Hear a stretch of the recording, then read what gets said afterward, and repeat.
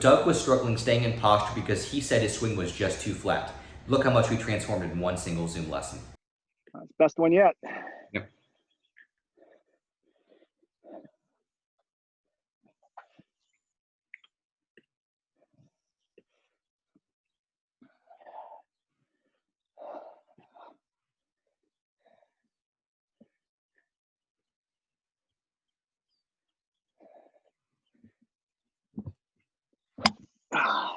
Even better.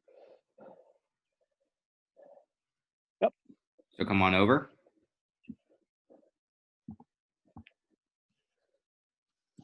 So, of course, first question for you is how effective do you think a Zoom lesson can be as opposed to working in person? A million times better than working in person.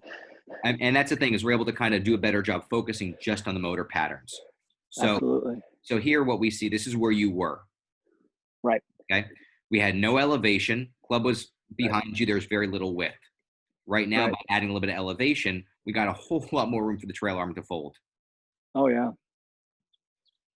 And more solid. Wrist, God, my wrist is flattened out too. Just because you have more external rotation because you've elevated. Right. Well, I remember you saying that even with the right arm flexion, you're going to get more of that bow and everything else too out of it. Even 100%. But the missing piece between the elevation and the bow, the missing piece was the elevation or the absolutely. Above. So, and again, here we are below the shoulder, and here we are clearly above it. If we talk about how the club's going to want to exit on the way down, if the club is behind you or stuck, your exit pattern is going to be out to the right. And based on balance and counterbalance, you're going to want to go more onto the toe, even though you are in a better hinge here than where you were. This one, that's exactly what I would do. I was getting onto my toes on the downswing all the time. And now that we're more vertical, we're going to be working much more an exit pattern that gets us planted much more into the heel on the way back. Wow. And so from there, we'll talk about, the downswing sequence a little bit more, and we'll get you on a little bit more of a schedule, every week, every two, whatever it happens to be, because my goal is to get this piece under your belt so we can dive even deeper from there. Okay. But this right here is stunning. Oh, it's night and day. Yeah. Big time.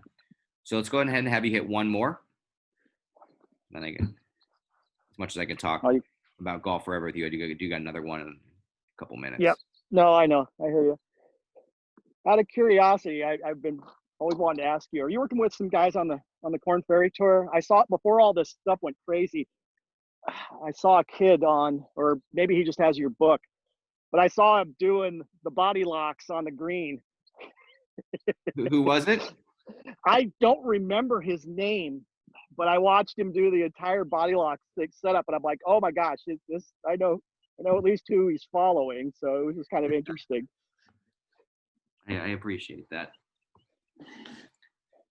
My dad's now got your lessons, and I appreciate that. Well, he was a great golfer in his day, but he's been frustrated as all heck. I mean, he's turning 79. And he was having problems with his short game. I'm like, try this. And he says it's starting to really work for him. So he's happy. I'm tickled pink to hear. Yeah. So rotate, elevate. Good. Is that enough, or do I want to be more? You can have a touch more, but again, if that's where we are by the end of today, I am. Yeah. You're happy. Okay, I got you. Pig and shit. Oh, that was beautiful. See how much easier here's the one. Your heel? Oh, yeah. You can talk to me when we swing and things like that, just to let you know. I actually talk and hit the ball too easily. There are sometimes it's advantageous, sometimes it's not. Actually, once we're past development, once we have a couple of thousand reps under our belt, then it's more important to test by talking to see what is actually holding up. Got it. But before that, it's actually better just to focus on the motor patterns themselves without talking. But just to let you know, it doesn't bother me is what it is. Yeah, for sure. The main thing. It's the group of guys I grew up playing golf with. We were ruthless to each other. So that's a beautiful thing. And so just to recap what we talked about today, and then if you like, we can keep a card on file for you, just because all the stuff that's in the system is all encrypted and kept there. Oh, okay. So I got to give you the same info. Yeah. Okay, that's not a problem.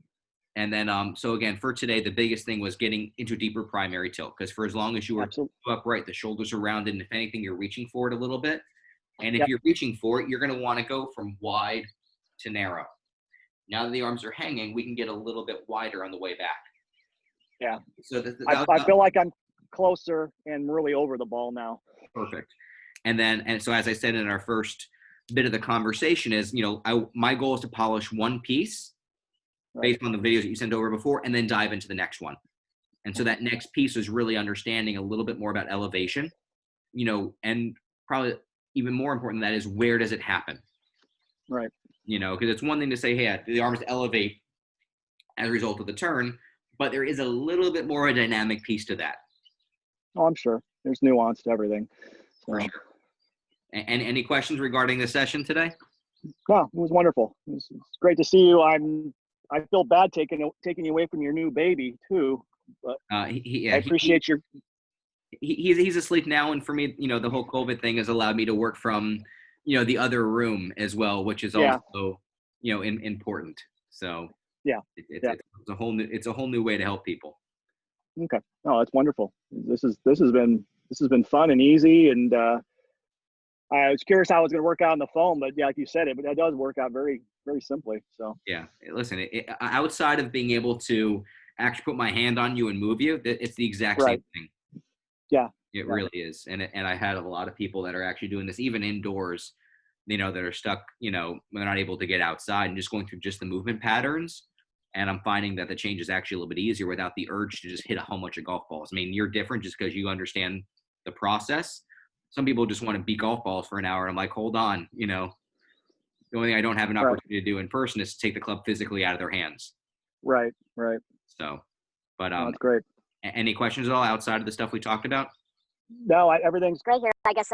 Hey guys, I hope you enjoyed watching that private Zoom lesson, as a critical part of the learning process is actually found in watching other students going through the exact same breakthroughs in their game that you're looking to accomplish. And if you want to schedule a one-on-one private Zoom coaching session with me, go and click the link or the button in the description below, and you'll be taken to my personal calendar where you'll be able to easily schedule a one-on-one coaching session with me, where we will literally spend an hour polishing every element of your golf swing. And again, I really do appreciate your interest in who I am and what I do, and cannot wait to be the guy that all your golfing buddies absolutely hate this season. So if you want to schedule your one-on-one coaching session with me, go and click the button below.